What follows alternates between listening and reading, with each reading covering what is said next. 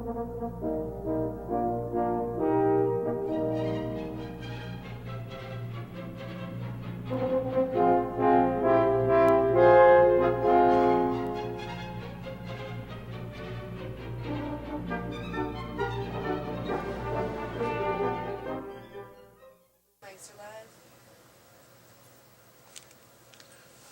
John Masters. I'm Executive Director of Grassroots Community Television in Aspen, Colorado. It is March 16th, 2007. Today we are interviewing Ralph Ball. Ralph, I'm missing it right now. Can you tell me your date of birth? September 6, 1919. I'm 87 years old. Other people attending the interview are the staff of Grassroots Community Television and Colonel Richard Merritt.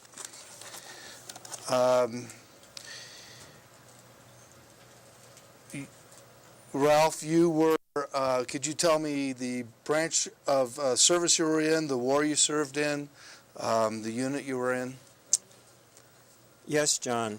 First, I want to thank former Marine Dick Merritt for giving me the opportunity to tell of my Army life in World War II from 1942 to 45, 3 years and 4 months.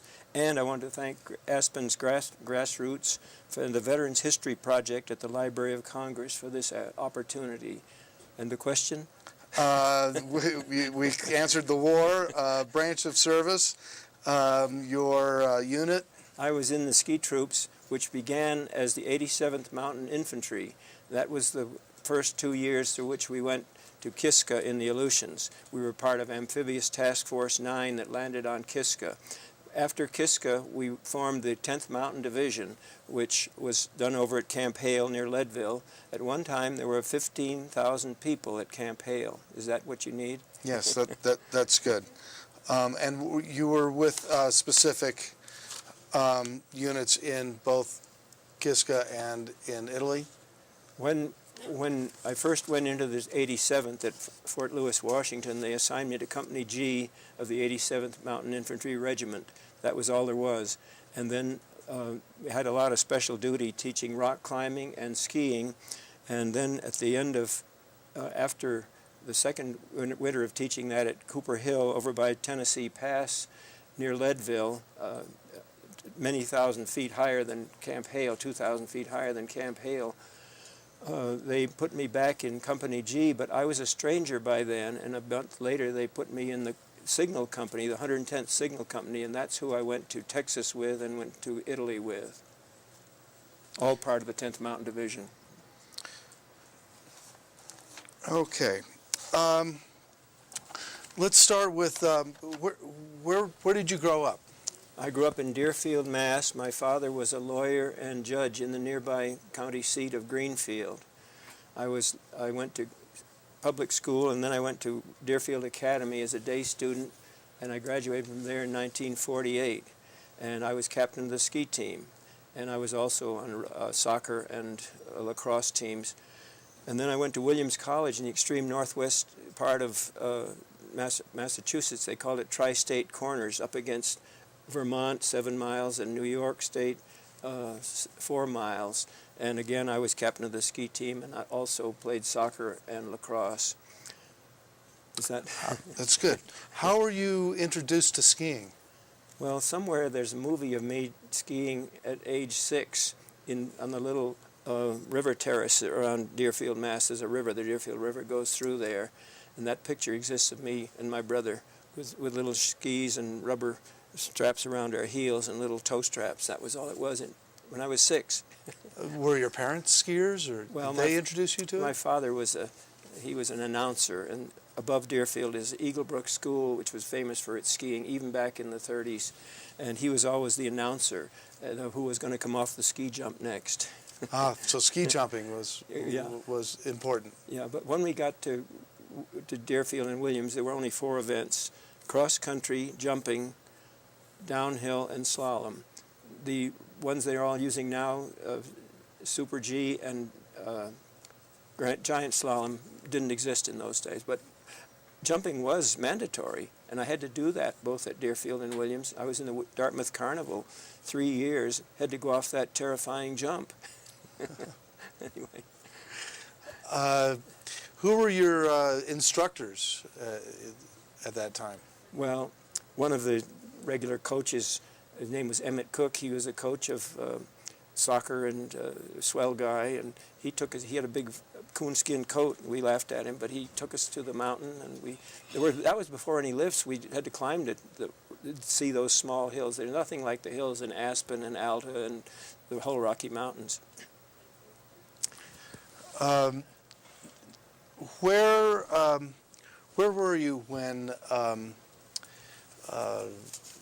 in 1941, say when Pearl Harbor was attacked? Well, I belonged to a fraternity at Williams, and December 6, 1941, we were playing touch football out on the front yard, and all of a sudden that afternoon, one of the guys who'd been upstairs listening to the radio came rushing down and said, "Okay, guys, don't worry about what you're going to be doing next year. You're going to be working for Uncle Sam." And immediately we were at war with Japan because of Pearl Harbor. And many students immediately quit and enlisted. And they quickly were unable to handle that many people. And so they said, "We'll let you finish. We'll get you in the summer." So I did get to graduate in June of 42. And in July of 42, went into the, I offered my services right in June, and they said, "Wait, we're going to get you in July." So I went down to Springfield in July, and they put me on a train over to Fort Devens near Boston, and that's where I was enrolled. But to get into the ski troops, they published that if you got 3 letters of recommendation that you were a skier, a mountaineer. I had climbed all of the presidential range in New Hampshire, Washington, Adams, Jefferson, Monroe, Madison, etc., and Katahdin in Maine, and so I got in. And when I got to Fort Devens, I was earmarked, and they immediately put me on a train alone to go from Boston to Tacoma, and it took several days. They were tightwads about it. They gave me tickets to sit in the coaches during the day, but in the evening they put you in a sleeper. But it took many days to get there, and I was all alone when I got there. Somebody brought me to where the regiment was established, and they said, "You're in Company G. You're the next guy." They just like groceries coming along. This is what we're going to assign you to. How did you hear about ski troops? I mean, was this well known that there was such a? Yeah, I should have mentioned that. There was a wonderful man named C. Minot Dole. He was a Yale man. He was a whiff and poof. He lived in Greenwich, Connecticut. He was a very successful businessman. He had the ear of people in Washington, and he decided. Well, first he founded the National Ski Patrol because one of his good friends got hurt just skiing in the Berkshire Mountains in Massachusetts, and they had a heck of a time getting him out because he broke a leg. And he said, "We got to have a ski patrol organized." And he was the father of that. He was also the father of the 10th Mountain Division of the ski troops, because he wanted to qualify people. And if you wrote and got the 3 letters of recommendation, then they would put you on a special order that when you were enlisted, they'd say, "You're going to ski troops." So did you know about the ski troops almost immediately, I guess, because you were involved in yes, skiing? I hadn't thought too much about that, but December was the Pearl Harbor, and I think as the winter came along, there were billboards telling about it. It was in the newspapers, qualified people needed. But it was pretty elitist at that time, and when we got to St. George, when we got to see Fort Lewis, there were a lot of my old college racer friends from Dartmouth, New Hampshire, Middlebury, and Vermont, and so forth, and Yale, and there was a lot of intellect there. To be buck privates, there was a lot of talent. Now, where's Fort Lewis? It's very near Tacoma, Washington. I think maybe 10 miles or something like that. And what was that like when you arrived there? Well, we were green soldiers, and we were in uniform and everything, but that's what they call basic infantry training. And for 8 weeks, I've never been in such good condition in my life as that. We had World War I rifles called Enfields, and we went jogging every morning with the rifles at port arms. We'd jog for a couple of miles, and I couldn't do that today, I can tell you. And also a lot of calisthenics and much marching and learning to parade rest and discipline, and to get the fondness that you have with your own platoon, with your own squad. It was very managerial. I don't know the right word, but it was kind of like, can't think what they call it, brainwashing us, and that's about it. Now, did you, at that time, you knew you were going into the ski to become a ski trooper? Yes. Was there any special training at that time in your basic training? Not in Fort Lewis, but you're right. We did know that Camp Hale was being built. It didn't get finished till about September, I guess.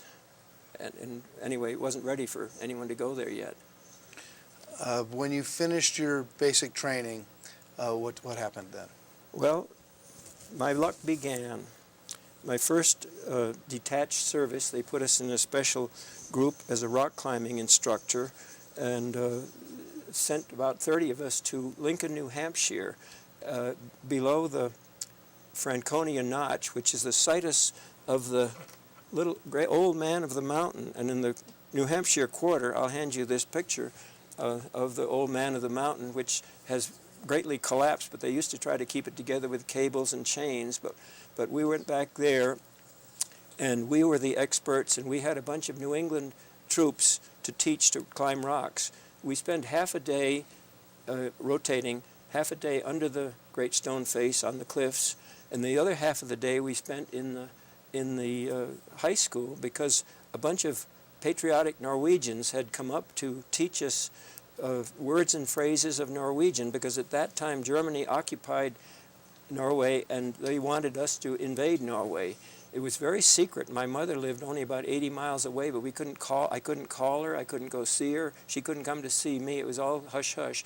We learned later that the Germans, spies, knew about our project. But I got to tell you, it was fun. I like languages, and we were taught things like, where is the railroad station? Hvor Jernbanestation? And then another one... Useful still today if you're in Norway. Another one that amused me was, Hvor Maskingevärstillinger? And that means, where's the machine gun nest? You could ask a passing Norwegian that and get killed, I suppose, or a German. And the most ridiculous of all was, as you walk down the street with your rifle at port arms, du fiende eller fan? Are you enemy or friend? How naive. Anyway, I really enjoyed it very much. And we enjoyed the fall coloring of New England, and then they sent us to Camp Hale, where we arrived November 22 of 1942 at 9,300 feet. And there were very few soldiers there, and they knew that we were ski and climbing instructors, so they sent us up to the Cooper Hill Detachment, which is 10,424. I said 2,000 miles. It isn't that much, but anyway, higher than 9,300 Camp Hale. And so that winter, we taught unskilled skiers every day, and we lived up there, and we got our meals up there, and it was almost like a club. It was a lot of fun, and we enjoyed it very much. You were a private. I was a private. But you were instructing officers?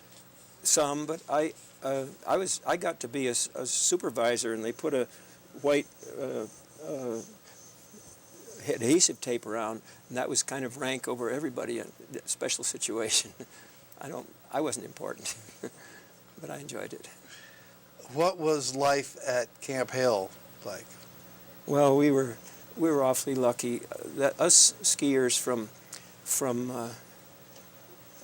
New England colleges were kind of lucky, and we were invited to have 15 Army guys against 15 Colorado civilians over at Winter Park, the New Year's of '43, and we went over and we stayed at the Colorado Arlberg Club in our sleeping bags, a very exclusive place. We met a lot of important Denver people there, and Thor Groswald of Groswald Skis was the starting guy at the top. Barney McLean was in the race, Gordon Wren was in the race, I was in the race, Normie Richardson was in the race, and a whole bunch of other very fine people. And that opened doors for a lot of us to nice people in Denver who used to let us stay at their houses. It was wonderful. Who won that race? I think Barney McLean. He was a civilian then. He later became I don't know, Gordy Wren might have been. I'm pretty sure there was back to life at Camp Hale. Was it? Tell me about it. Was it cold? Was it comfortable? Was it? Well, we were in a nice position up there. The town of Pando, that was a railroad station, was on the flat land that they've now. You can still see where Camp Hale stood, but all of the buildings were heated with coal, and so there was always a pall of smoke all over the place, and there were a lot of people who had very difficult troubles with their lungs. They used to call it the Pando hack, and it was no joke. A lot of people were in the hospital with it. So, but it was pretty. I've got some pretty pictures that show nice days there, and so forth. But we were detached. Much of my service was detached. Perhaps that's one of the reasons I never got to be an officer. But I'm so glad now. Who cares? You were detached, meaning you were up at Cooper Hill. Well, we were detached first at Lincoln, New Hampshire. Then we were detached 10 miles away at Cooper Hill, and it was just kind of a private club almost. Did you? Was there a lift? Did you create lifts or? No, they had built. I have a picture in the group that you're going to see later. They had a T-bar that took you from our barracks to the top of the hill, and it was a beginner's slope, but it was very good snow and very good conditions. And we taught them the old Arlberg technique of snow plows and crouching and bensy knees and that sort of thing. Now, it sounded like it took, you had to have prior experience in skiing or climbing or mountaineering to get in. So who were these people you were teaching to ski? That's a good point, because it was very, very elitist and difficult to get into. But all of a sudden, they sent a whole bunch from the National Guard from Alabama and Mississippi and some places like that on the Gulf, almost the Gulf Coast. And I remember one guy that was in my group each time, he says, "Oh, Ball, do I have to use them torture boards?" And I remember that. Tell me about those torture boards. Well, the torture boards were hickory skis with steel edges mounted in the bottom, with bear trap bindings, no safety binding at all, and they were about 7 feet 1 inch. And they had a hole in the front tip, and that was the idea, that you could improvise a toboggan in case somebody got hurt, either skiing or learning or in combat, that you could make a toboggan of sorts out of it. There was no safety binding. They called them bear traps. Obviously, through all this training, you were expecting, or the Army was expecting you to need to ski in battle. That's true. Because one of the reasons that Dole was able to get it passed, at first General Marshall didn't want anything to do with it, but Dole had enough stroke that he could get to Roosevelt, and he said, "Do it for one division." Anyway, but because of one of his arguments was that the Finns had done such a terrific job against Russia in the war that was already underway, so that helped a great deal. But that was why we got. Now, what was the toughest part of training in Camp Hale?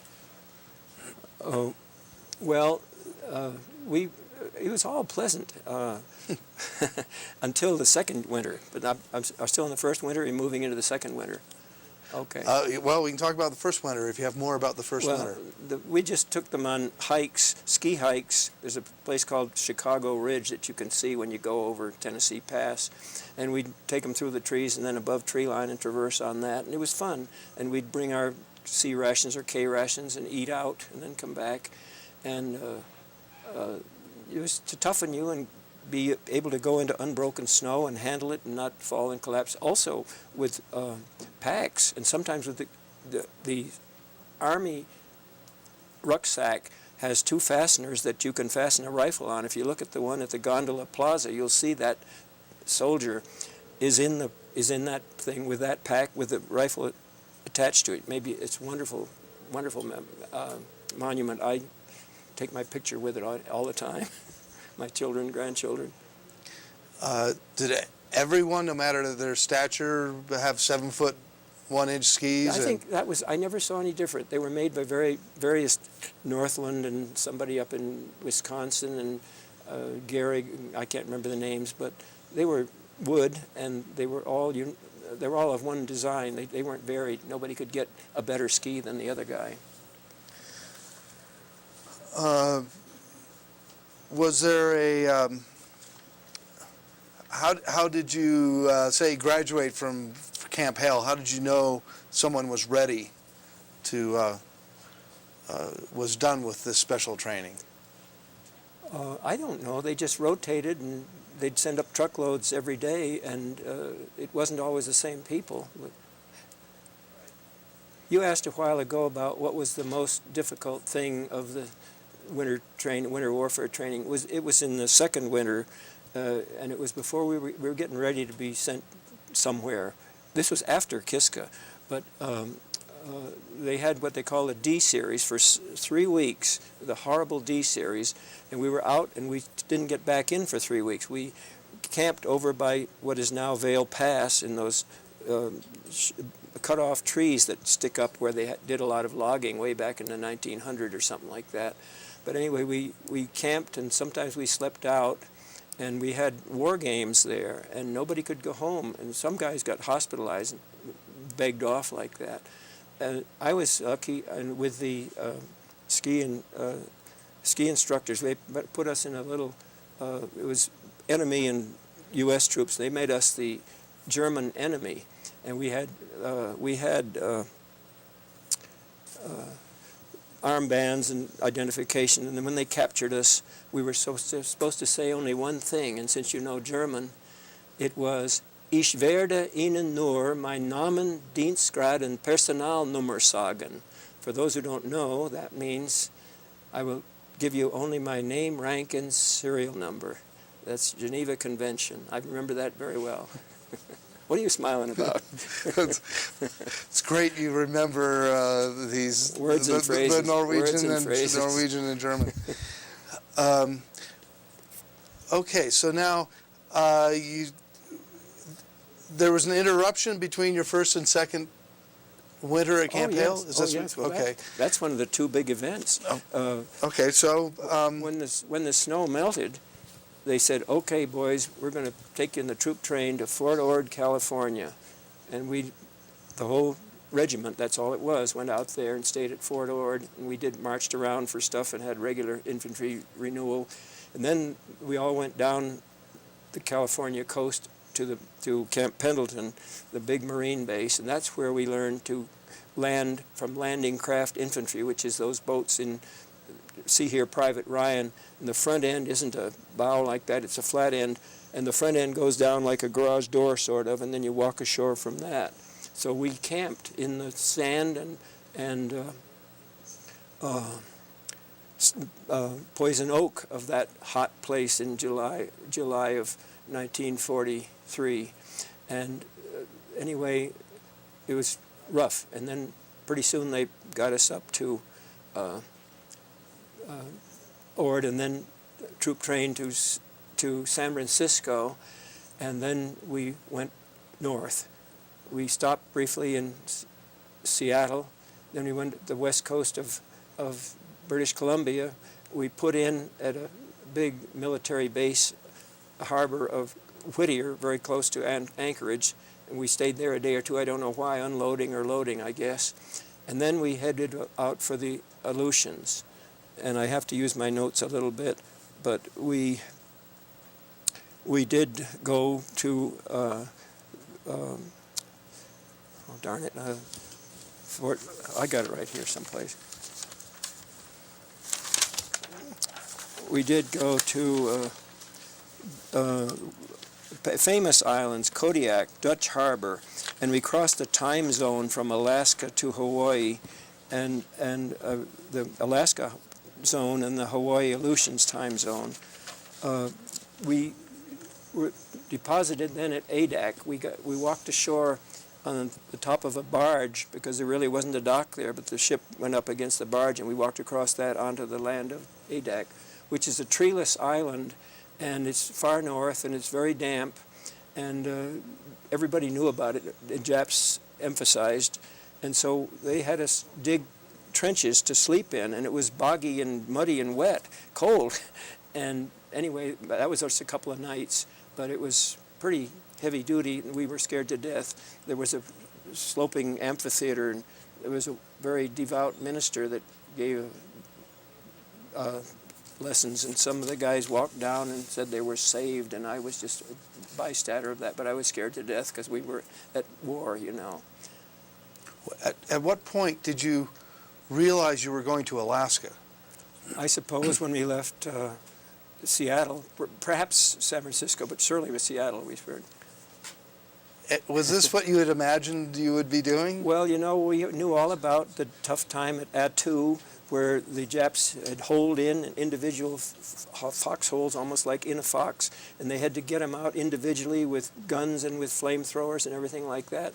So we were the ones that were supposedly the best in the country for winter warfare training, and even if it wasn't skiing, it was the climate.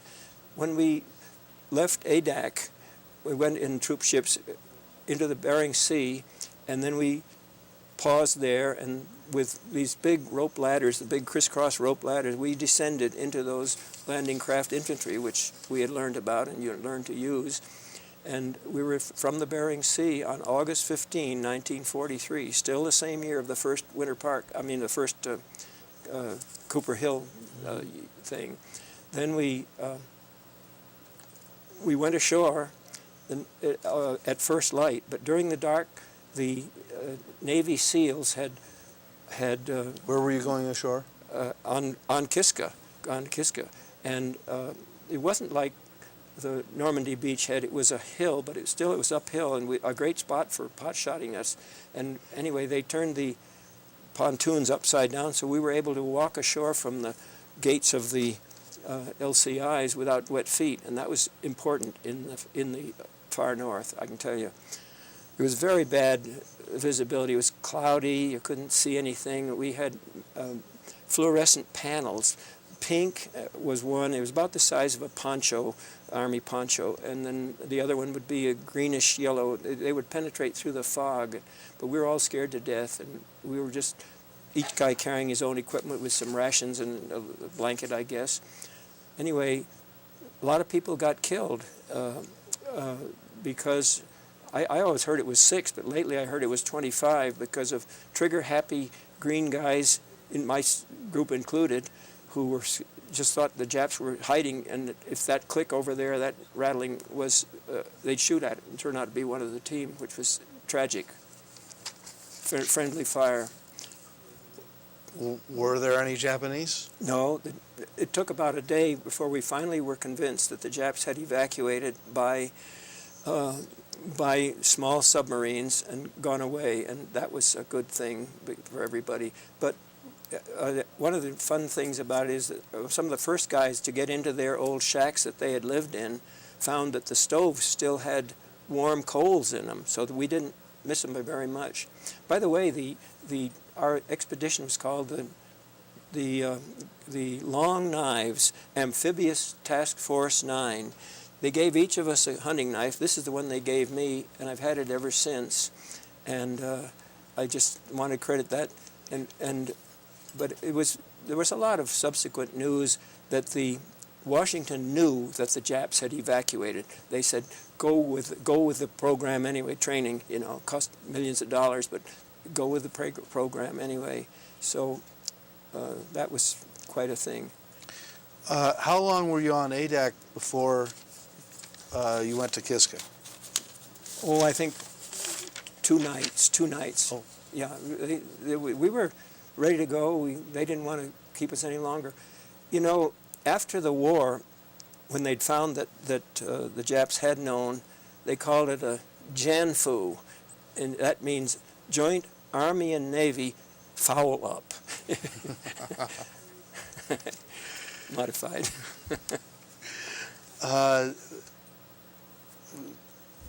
So how long were you in the Aleutians? Well, we landed August 15, and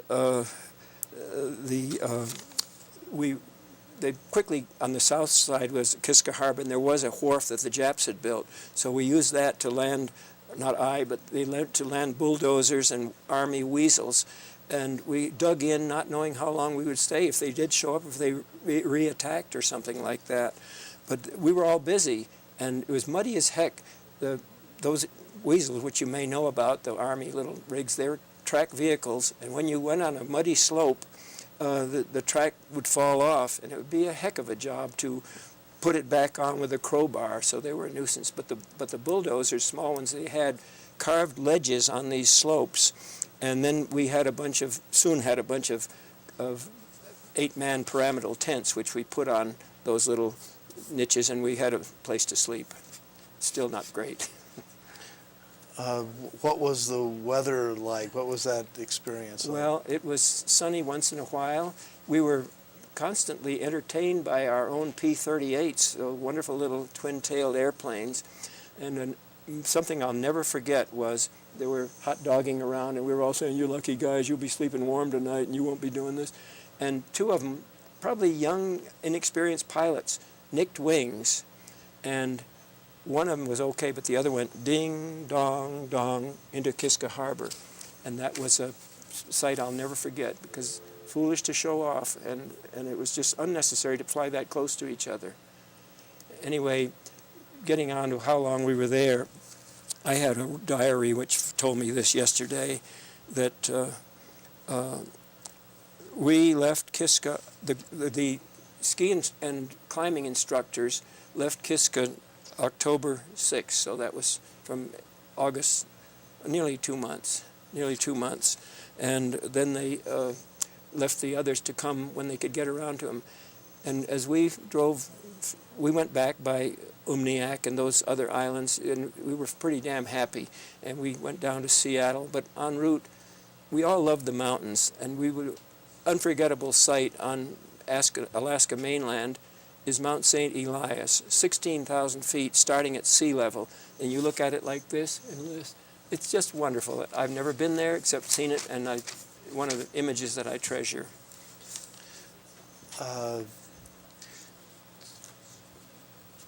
So you going to the Aleutians after all this training and preparation, and then a long ocean voyage to the Aleutians, and no battle. How did you feel about that? Lucky. We all felt lucky. But there was a lot of criticism because they said that the high echelons in Washington knew about it, and they said, go ahead and do it. And that was, maybe they're doing that in Iraq right now, who knows. But anyway, when we got back, we immediately were detached again to Cooper Hill for the second winter, and it was the end of that winter that we had the D series, which was such a tough program. I told you a little bit out of chronology. Yes. Okay, so you've had a lot of training and some experience up in the Aleutians. Did you ever get antsy to get into the fight, or? No, I was a college graduate, and I had elected to take this special duty kind of thing. A lot of my friends got to be officers. My mother had sacrificed to send 3 kids through college. How she did it, she was a widow. And so when I got always put off, and you were restrained when you were in the special duty. You couldn't apply for OCS or anything like that. I did apply for it twice. Each time they froze me, and I said, okay. Answering your question, I didn't want to go anywhere. If you don't want me as an officer, I'm going to be right there, and it worked out pretty well. Proud to be skiing. Well, the skiing wasn't very exciting on Cooper Hill, as you may know. What did you do for R&R? Well, as I said, we got to know some Denver families, and one of them used to live in Aspen, Porry Robinson, one of my great friends who got me in all sorts of places in Denver. That was a friend, and I knew Adolph Coors quite well of the family, and he's the one that got kidnapped and murdered many years ago. He was a shy, wonderful guy. He went to Cornell, and he was in the same fraternity at Cornell that I was at Williams, so I stayed at their house many times. This is private business, I guess. How did you spend it? So, yeah, it is private business, I suppose. You can leave that part out of it. But did you get to, when was the first time you came to Aspen? Oh, well, that was it. After we got back from Italy, I'm jumping ahead again. Okay. But we landed at Norfolk, coming back from Norfolk, Virginia, and then had furloughs, and they gave us money and train and all that. We were supposed to rendezvous at Camp Carson at Colorado Springs. Now, we got back around August 15, but we got back to about mid-September to Colorado Camp Carson, and they said, we can't handle you guys. Everybody's getting discharged, and you don't have enough points to get out, see? So I came to Aspen that fall of 1945, but the first time I ever saw Aspen was Thanksgiving of 1942, when we first opened Camp Hale. A bunch of us New England college guys came over together, and we stayed at the Hotel Jerome. Did I tell you this before? No. We stayed at the Hotel Jerome with Larry and Savea Elisha, and it was $1 a night and 50 cents for every meal. And they loved us. They wanted to do their best for the soldiers, and it was just a wonderful treat. And then we had Army races on the Roche Run in the winter of '43 with a lot of great skiers. And similarly, we had it in '44 again on the Roche Run. No lifts, just the boat tow up to the bottom of the corkscrew. But it was just such fun, and we just recreation skied when there weren't races on. I was on the team both of those years when we were sent over on the train to Salt Lake, and we competed in the Alta Cup races in '43 and '44 winter. So I'm going to ski next week with my stepson who works at Alta. It's a family tradition. I'm looking forward to skiing with him next Monday. Is this too braggy? No, not at all. We're all envious.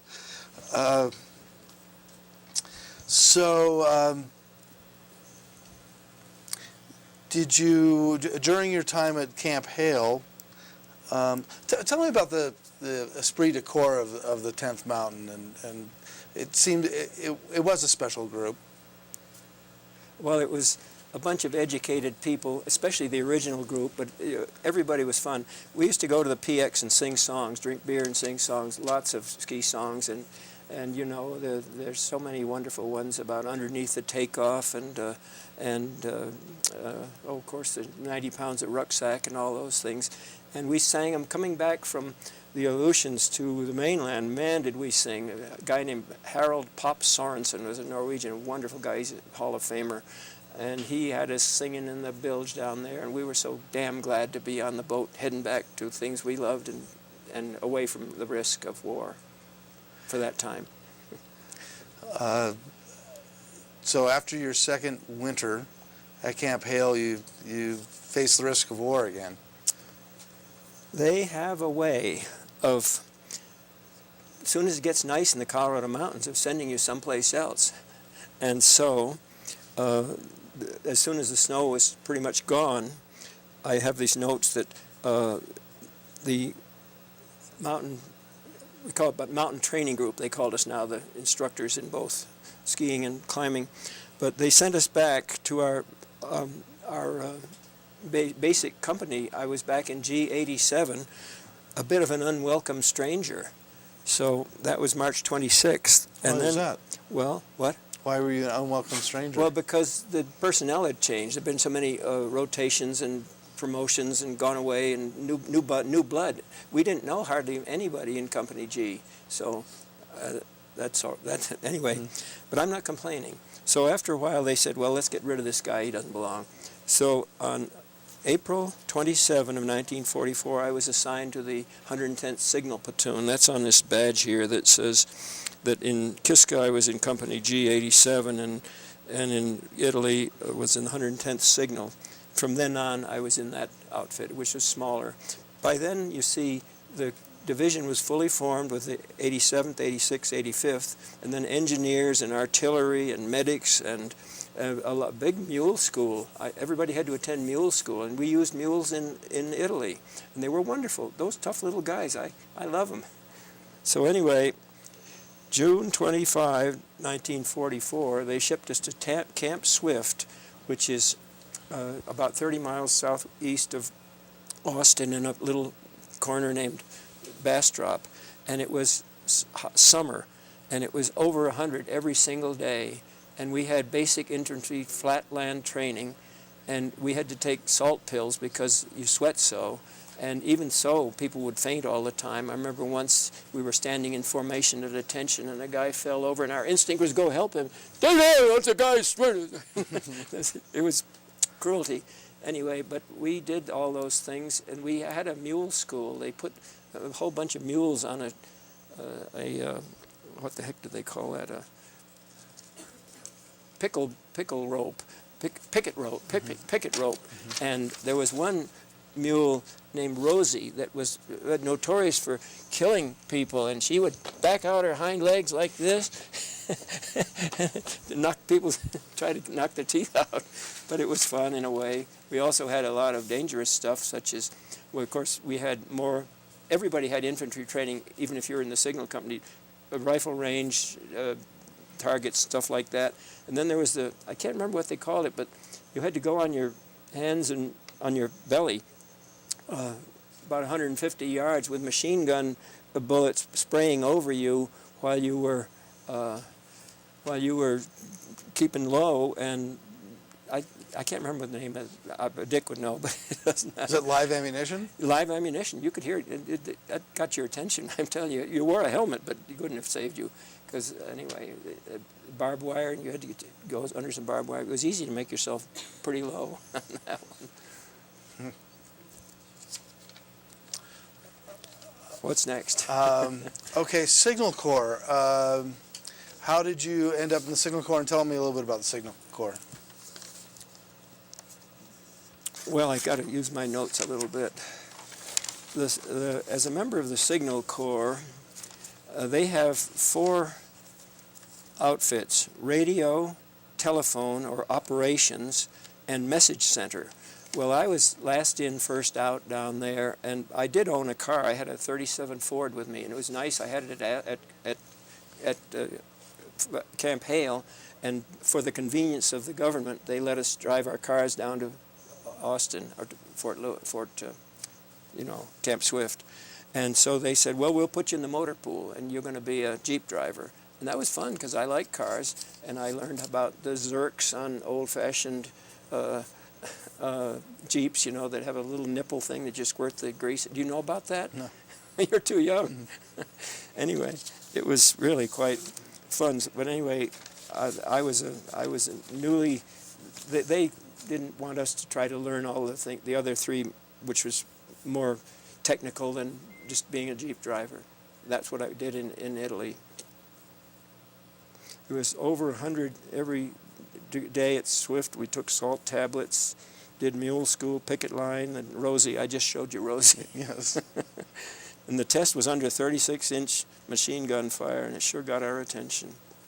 But we had nice weekends in Austin. It's a beautiful town. It was even more beautiful then. It's grown so, but it was a wonderful place, and the girls were nice to us. I had a little romance for the summer, which made life wonderful because we knew we were staging to go abroad, maybe Pacific, maybe elsewhere.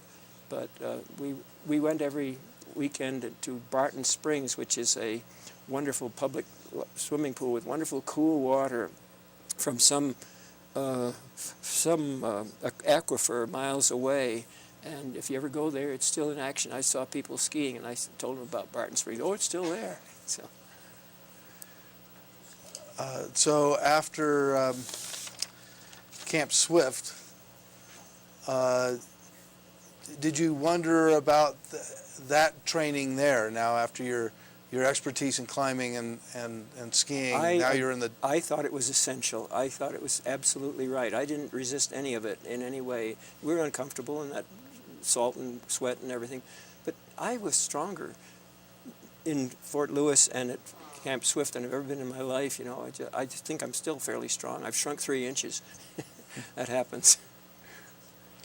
How did your time at Camp Swift come to an end? Well, they told us we're getting ready, and from my notes, we left Camp Swift by troop train for overseas, destination unknown, on Christmas Day, 1944. Wasn't that nice?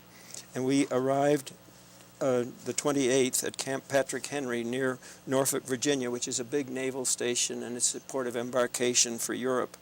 We departed January 4 of 1945 from Hampton Roads, and on the ship that was built for soldiers, on the General M.C. Meigs, and we went in a convoy across the Atlantic, zig, zag, zig, zag. There were 8 boats and many, many destroyers and destroyer exports. Escorts. Escorts, yeah, export. Thinking of something else. Anyway, there's pictures that you will see later. We went through, it was January, we went through Gibraltar, and as we entered the Mediterranean, we saw to the right on North Africa these beautiful snow-capped mountains. I didn't know they existed, but they're 11.5, those mountains, and they're called the Atlas Mountains. Have you ever seen them? Films. Well, okay, you know they exist. That's good. Anyway, we arrived in Naples on January 18, and we went in little boats. Well, here we are. Here's where those in that circle there is where those Atlas. It says Atlas Mountains, and then we went along through the Mediterranean and landed in Naples. And then the Tyrrhenian Sea is this one that's kind of surrounded by Sicily, Sardinia, and Corsica. And then we landed at Livorno. That's a big port even now, and that we were ashore at that. And the next part is the Italian campaign. Did you have any conflict at sea on your way there? Was there? No, I think not. I never heard of any. You know, there was like 5,000 people on that boat. It's awful to think of volume. Anyway, I never heard of any attack. Okay. No submarine. I mean, what do you call them? U-boats. Yeah. What's the propellers? Torpedoes. Torpedoes. Thank you. I am old. Okay, doing great. What was your feeling? How long did it take? I missed this, to get from Virginia to Naples. We left January 4th and got to Italy the 18th. So it was a slow boat. I don't know whether it was a zigzag. You know, it wasn't a direct at all. And we arrived at Naples in January 18 and Leghorn the 23rd. Did you still not know where you were going? Oh yes, we knew the Fifth Army was fighting its way up from the toe of the boot. In fact, from North Italy. Then they landed in Sicily. We've been to Sicily. That's where Patton and Montgomery had their ego trip, and then they went up here, and that's Casino and that wonderful place, the Navy. Begins with an A. They landed, and there was a slaughter of American soldiers. Yes. It begins with A. You're having a senior moment, too. I'm seeing if it's on here. South of Rome. Anzio. Anzio. Anzio. And if you want to cry, go to the American cemetery above Anzio. It's got so many graves, stones. Sorry. Anyway, we respected all that. And so we were lucky. By then, they'd done all the dirty work. We landed there. We got to Pisa. They took us over in trucks, said, you might as well see the Tower of Pisa. Somewhere I've got a picture of George Pierce and me in front of the tower. We're both leaning like this along with the tower. I wish I had it. So now have the Italian campaign had obviously been going on for several months. They had what they called the La Linea Gotica, north of Pistoia. That's where that really took off from. That's where the pistol was invented, and that's the reason for the name of the pistol. But these little Apennines shown along here, were steep little buggers, and there were not very many roads, and you had to abruptly call. They're terrific places for them to resist, for the Germans to resist. The Gothic line, they called it, and nobody else had ever been able to break it. But we'd had that mountain training. That's where we were sent for, and I'm bragging about the other guys that did it. That's where Mount Belvedere and Riva Ridge, the famous battles that broke the Gothic line, and heroes like Torger Tokel, who was a champion jumper, got killed in that action. You know, it was awful. But he was a brave man, and they climbed up the cliffs and in January, surprised the German in little holes. They were just surviving up there, and they killed him dead. And it was like the boy with the dike in Holland where you make a hole, and then we spilled forward like mad and rushed north of there. And the General Hayes, our general who got in the Medal of Honor in World War I, he was a tiger. He, go, go as fast as you can, get in the bus, go, on the truck, I mean. And we sprinted forward. But then we ran into the blockade, the Po River, which is shown in green there. That's a natural barricade, and all of the Germans and then our airplanes had bombed every single bridge on that thing. So it was a big, difficult thing to get across. Our engineers took rubber pontoon boats, tied them together, went across the river. Then they put metal mats on them and got us to go forward with our boats. And we sprinted up through Verona, the wonderful place, and then by then the Germans were surrendered. They walk along with rifles over there with a big smile on their face. They were through, by God. They weren't going to fight it anymore. So anyway, we went through Verona, and the south end of Lake Garda, which is the largest of all the Italian finger lakes there. There's Lake Como, Maggiore, and another one, and then Garda, the biggest one. It's hard to see on this little old map, but here I am. Right along your route there. Yeah, it's right here. Yeah, it's right up.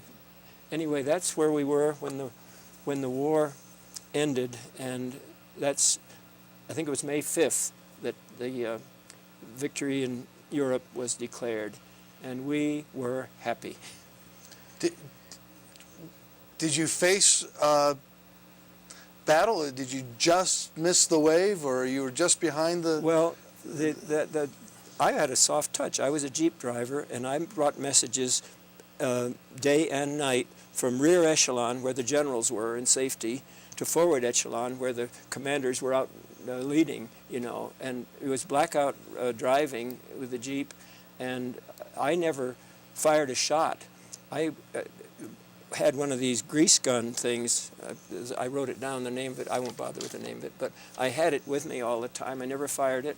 And the only closest I got to any noise was when one night I was driving alone with the messages, and I heard a few whistles go over my head, kind of like duck shooting, and it was artillery being fired, but not at me, you know, far away target. I don't know, miles away, I suppose.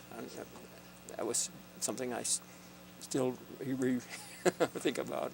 So by the time you got to the Po, the river was the obstacle as opposed to the German army. Well, there was a bunch of tough stuff when we got to. I wasn't that far forward, but when we got to the east side of Lake Garda, there's a bunch of tunnels there, and we had a fancy hero, Colonel Darby, who'd been a hero in the Pacific, and they added him to the 10th Mountain group. And at the north end of there, almost before the town of Riva, where we were when the war ended, he stepped out of the tunnel, and one of these Germans had this terrific piece, the 88 millimeter, and they would have these air bursts. They had it sighted in on that, and it killed Colonel Darby. He never trained at Camp Hale or anything like that, but he was a superstar, I suppose, West Point and all that stuff, but it was tragic. So that was still combat going, resistance up there. But when we got to Riva, everybody was pretty, thank God it's over. I showed earlier the pictures of the champagne that we found, and we found ski equipment. That's what we used for the ski races. Wasn't anything we used, but hell, we can ski on if we're over there happy, you know. So tell me a little more about VE Day. Well, we're all educated men, and my gang particularly, you know, we weren't going to go out and get drunk or anything like that. We just say, if we play it right, we're going to get home in one piece, you know. And a lot of our friends that died, there was like 990 10th Mountain men killed, and there's a memorial up at the Cooper Hill at the Tennessee Pass. They have a program every Memorial Day. I try to go. I don't always get there, but it makes you proud and sad and all those things.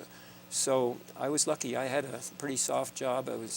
I always slept in some sort of a building. It may not have a roof on it, but some sort of a building. A lot of guys were sleeping in slit trenches, and for their own safety, for one thing.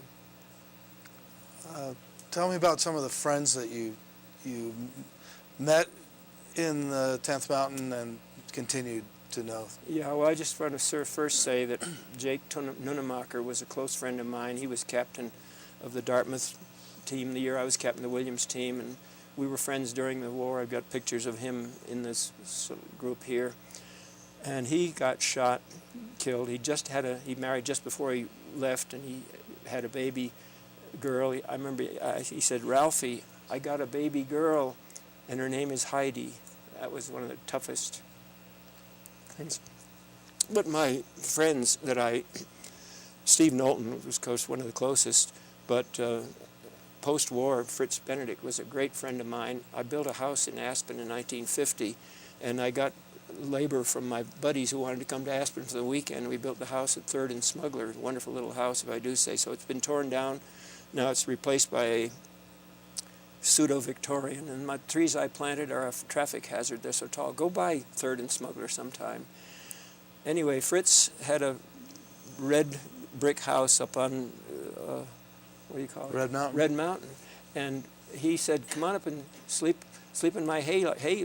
I brought my buddies up there, and we'd sleep in his haymow, and then we'd down and fool around with building the fireplace with our own mortar. We got the rocks up, Castle of Maroon Creek and so forth. I love Aspen. Tell me a little bit about Steve Knowlton. Well, Steve was a very close friend. I shouldn't have left him out, because we were buddies when he was skiing for New Hampshire. He was a classy racer, and he won over there at Grossglockner race, which I'm going to tell you a little about. But he, when he came right after the war, he wanted to move to Aspen, which he did, and he was single, and he lived with Mike and Magnifico and his wife, and he's kind of kept their shoe repair shop in order, and that was a 45 and 46, and the town took up a collection to send him to the Nationals back in New Hampshire, Franconia Notch actually, and he won both the downhill and slalom, and I just admired him so, loved him so. He got to be a sergeant. He won the Grossglockner race post-war in Austria, and he died a few years. His daughter lives here. You probably know her, Ducky, and he's married several times. I liked all of his wives, but he was a close friend. I wrote an obituary for him, which was printed in the Blizzard, the 10th Mountain Quarterly alumni thing. And I got a lovely surprise letter from John Jay, the famous ski movie guy. I knew him in the war also. He was also a Williams graduate, and he told me what a good article I'd written about Steve, and he was a close friend. So when the after VE Day, what happened? Well, I'm a little.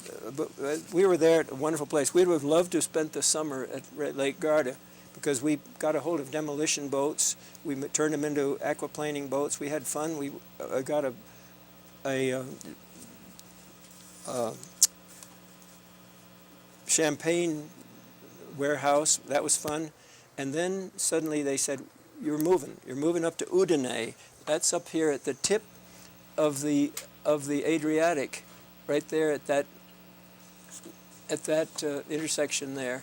And that was because the Russians said, well, the war's over, so we're going to occupy this land and just see what happens. But allies like Britain and America said, no, you ain't. And so we were there, and we lived in a cornfield. And in June of 45, they had a summer ski race in northern Yugoslavia on Mount Mangart, and that's this little line over here.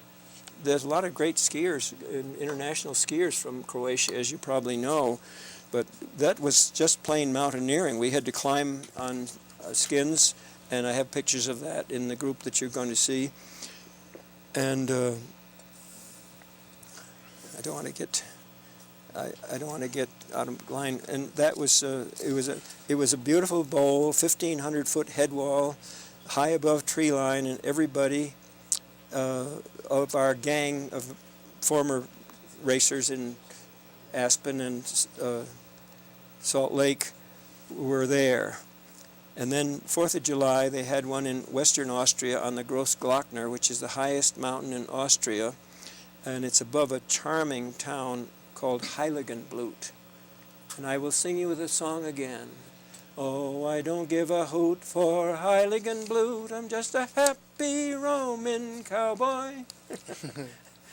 Moderate applause. That was entertaining. Speaking of entertainment, now it sounds like the 10th Mountain guys entertained themselves a lot. Was there any formal entertainment of the Army that you went?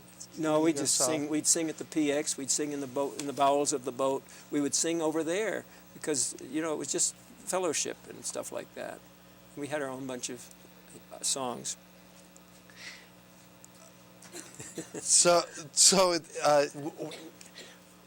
Did you have any trepidation that after you were victorious over the Germans and now you were messing with the Russians? No, that never happened because we got there first, and there we were living in the cornfield with rifles and everything like that, and they aren't, whoops, this seat is taken, sort of thing. It was good tactics. I was a private. I didn't make those tactics, I agreed with them. So we talked about apprehensions. We thought maybe we got to go to the Pacific. That was the apprehension we had. So we would have stayed all summer, either at, especially at Lake Garda. That would have been wonderful. By the way, Lake Garda is at Riva. Is the top end is where Mussolini was and his mistress were hung up, and they were mutilated. Their bodies, naked bodies. It was awful. And the partisans did that. No American soldier would do that, but we saw it and knew it and thought he deserved it, but that's just ain't the way to play ball. So the war's over, you got to go ski racing, you live in a hayfield. When did you go home? I got to use my notes here. In the last, I guess in July, we were last in, first out. And we were the most recent division to arrive in the Mediterranean theater. We were the first to leave Europe for the South Pacific to try to defeat the Japanese, the date unknown, probably latest July, on 40 and 8 freight cars. Did I mention that earlier? No, tell me Those about are freight those. cars used in World War I in the French business. It'll hold either 40 men or 8 mules or horses. So we went on those things down through Florence and to Naples, and we got on the troop ship for across the Atlantic and headed for the Panama Canal. And as we went there, it was early, mid-August, I guess early August 10th or something like that. About 5,000 people again. We were all laying around like seals in our underwear, getting tan and heading for the Panama Canal. And there was a radio giving news all the time, loudspeaker, talking about the atomic bomb. And we didn't believe that. We thought that was propaganda. That was far beyond anything we ever thought about, heard of, anything like that. But it turned out that everybody was going to do it, and pretty soon, as we were way out in the middle of the Atlantic, I hope I can tell this without choking up, but the announcement, now hear this, now hear this. That's the way the Navy does to get you ready. Watch the shadow of the ship as we head from the Panama Canal toward the southeast coast of the United States. The greatest day of the year, greatest day of my Army's life, and the second greatest was the VE in Riva, and then we did land at Norfolk, and they gave us money, they gave us furloughs. I went home to Massachusetts to my mother, and I came into her kitchen in Deerfield, Mass, at about VJ Day announcement, and I felt so damn lucky. I am still lucky. How did your training and your experience in the Army pay off or prepare you for the rest of your life? Well, I had confidence, and I don't know whether you know Bob Parker. He used to be very active in skiing. He moved down to Santa Fe, but he once said in a speech, he says, we all had confidence. We could do anything.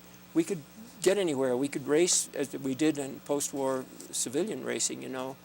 But also, I had an experience once. I went down the Grand Canyon in 1957 before Glen Canyon Dam was built, before Lake Powell was built, and it was an amateur trip. And we were with 3 boats, and the boat of 3 that we were in capsized in Lava Falls, which is the most difficult fall. And I was out I had a wonderful life jacket, thank God I'm here. But I said to myself, I can do this. I was a 10th Mountain guy. Bob Parker was right, and by God I got out. And I just, sounds like bragging, but you asked the question about how it affected my life. I felt confident about it. I felt confident when I took the bar exams in Wyoming and Colorado and passed them both on the first crack. It sounds egotistical, but I don't mean it that way. It's just belief in yourself, I guess. You had already graduated from Yes. college before the war. I got my degree in June 1942, and then the next month I went into the service. And so after the war, you continued education? Yes, I did, because my father was a lawyer and a judge, but he died my senior year at high school, and so, but there's a family firm still exists in that town, Stoddard, Ball, and Bartlett. The 3 original founders are long dead, but I decided that instead of being an architect, which was my original plan, I decided to go to law school on the GI Bill, and I'm grateful for that because I didn't have any money, my mother didn't have any money, and so I got to go to University of Denver Law School from 46 to 48. That's one of the times I came over to race at the National Alpines in, what's that place where they had the Olympics? The one up in Ogden, you know. Snow Basin. Snow Basin. That was old Snow Basin, and a bunch of us from Denver came out in a train. It was wonderful because the townspeople drove us up to the area every day, rickety, rickety, shaky, one single chair lift only partway up, and the Swiss national team was there, including the guy that has the shop over here, and we had to sidestep the rest of the downhill. It was fun. I've been back there after the Olympics and remembered it, and I ran all the Olympic courses because the fences were still up, and it was a great experience. Have you been back to Italy? I've been to Italy. I've been to Europe over 30 times. I've been back to Italy 18, and been with my first wife, then with my daughter and my mother, her grandmother, and then with my middle boy, and then I had a vow. My first wife didn't like to travel, so I took each child alone on a 28-day charter. When they were 11 years old, I'd ask the teachers if that was okay. They said, gosh, we can't educate them like you can if you take them to a place like that. But fun in Italy, and I've been there. I did this with my wife, and then with my mother and daughter, and then with my second wife of 30 years. In the north, after the breaking through at Belvedere and Riva, we stayed in a tired little old albergo hotel in Lozano in Belvedere, and I walked in, and the door was open, and I said, that's the room that 4 or 5 of us stayed in during World War II. And I walked back through the kitchen, and the old ladies were there with their bandanas and red wine that they'd made that morning, and I said, Pendante Seconda Guerra, io soldato qui. During the Second War, I was a soldier here, and they said, tutti anni, every year return of these American soldiers. It was a wonderful moment, 3 times. And of course, I've done a lot of mountain climbing in Europe. Climbed the Matterhorn. I skied there in '52 and vowed I'd make it. So went back in '66 with a team of 4. We trained that summer on the 14ers. The Matterhorn's 14.7. That's the highest I've ever been. But Ed and Joy Hilliard and Ann Fowler and I climbed it in September of 1966. And that summer we trained for it. We had 12 summits, 12 14ers. And we got there, and you hired a guide. The guide said, we've never had clients as well prepared as you. This is braggy, but I love it. I think you have to work for those things. And of course, Ann Fowler and Ed Hilliard fell off the Maroon Bells, North Maroon, in 1970. And there's the Fowler-Hilliard Hut is one of the 10th Mountain chain. I've been there many times, including last summer.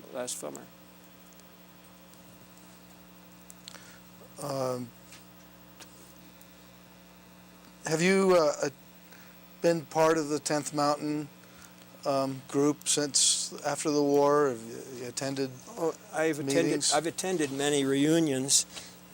I got to say something nice about the ski company. This is the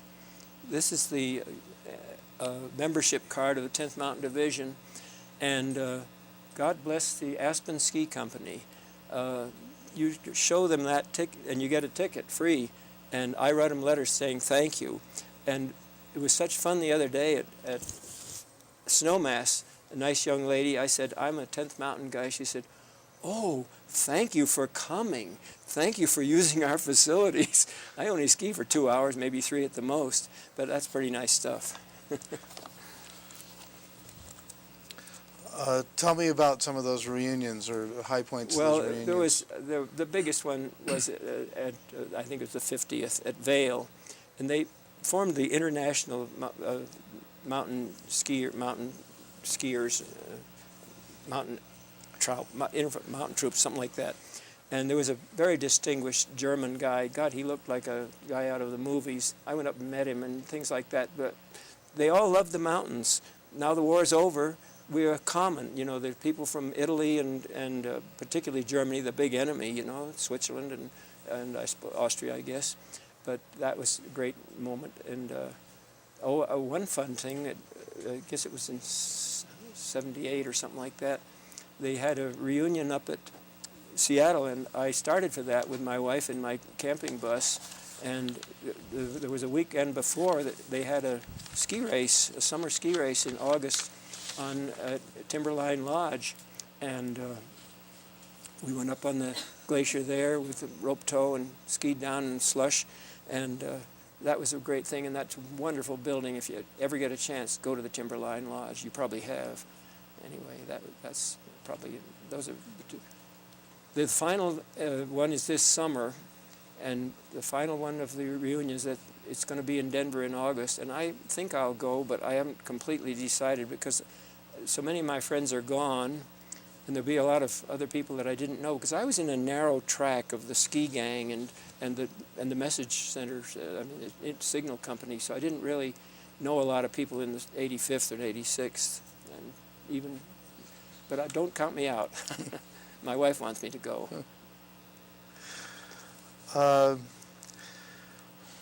Well, Ralph, that's all my questions. Is there anything we didn't touch on? Is there something you'd like to make sure is recorded? Well, I suppose bragging again, after all 54 of Colorado's took me 30 years, Matterhorn waited 16 years.